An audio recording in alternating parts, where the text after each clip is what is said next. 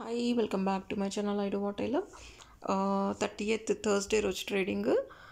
ఇప్పుడు నేను మీకు చూపించేది 31st July expiry 51,400 call buying is 360 exit is 395 profit is 10,500 so నేను ఎంట్రీ ఎగ్జిట్ అయిపోయిన తర్వాత కూడా మార్కెట్ 237లో రన్ అవుతుంది సో మనం అలా జాగ్రత్త పడకపోతే ప్రీమియం అనేది తగ్గిపోతుంది అనమాట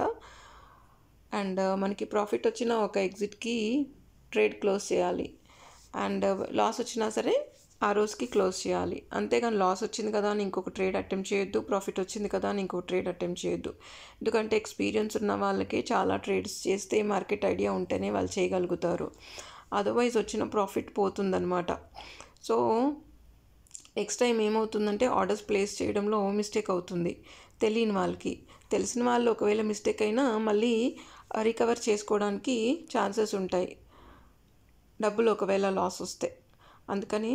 జాగ్రత్తగా చేసుకోండి ఎవరు చేసినా సరే స్టాప్ లాస్ లేకుండా చేయకండి మంచి ఇన్వెస్ట్మెంట్ చేయాలి అనుకున్నా ట్రేడ్ చేయాలనుకున్నా మార్కెట్ ఏంటి అని తెలుసుకోవాలనుకున్నా మంచి ప్రొఫెషనల్ని సెలెక్ట్ చేసుకొని వాళ్ళ ద్వారా చేయడానికి ట్రై చేయండి